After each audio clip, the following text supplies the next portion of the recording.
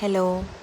മോന് ഉമ്മക്ക് വേണ്ടി ഉമ്മക്ക് ചായ വേണമെന്ന് പറഞ്ഞപ്പോൾ പള്ളിയിലേക്ക് ചായ കൊണ്ടേ കൊടുക്കുക കേട്ടോ, എല്ലാവർക്കും കൂടി. അങ്ങനെ ഉണ്ടാക്കി ഒരു 12 മണിയായപ്പോൾ ഞങ്ങൾ ഇറങ്ങി. ഞാൻ വീട്ടിൽ വേറെ ആരും ഇല്ലാത്തതിനോട് മക്കളെയും കൊണ്ടാണ് ഇറങ്ങിയത്. അങ്ങനെ എൻ്റെ മോനാണത് അവിടെ കളിക്കുന്നത്. അങ്ങനെ ഓൻ്റെ കളിയൊക്കെ കഴിഞ്ഞ് ഞങ്ങൾ ഇറങ്ങി. ഞങ്ങൾ ഉമ്മക്ക് ചായയൊക്കെ കൊണ്ടേ കൊടുത്ത് ഞങ്ങൾ ടൗണിലെത്തിയപ്പോൾ വിചാരിച്ച് നമ്മൾ എന്തെങ്കിലും കഴിച്ചാലോ എന്ന്. അപ്പോൾ ഞാൻ പറഞ്ഞു എനിക്ക് കാട പൊരിച്ചത് വേണമെന്ന്. അങ്ങനെ കാട പൊരിച്ചത് കഴിക്കാൻ ഞങ്ങൾ സുൽത്താൻ ഹോട്ടലിലേക്ക് പോയി, കുറ്റിച്ചിറയിലുള്ള. അങ്ങനെ പോകുന്ന വഴിയിലുള്ള കാഴ്ചകളാണ് ഇവിടെ കാണുന്നത്. അങ്ങനെ സുൽത്താൻ ഹോട്ടലിൽ കയറി ഞങ്ങൾ കാട ഫ്രൈയും സീഡിയം ഒക്കെ ഓർഡർ ചെയ്ത്.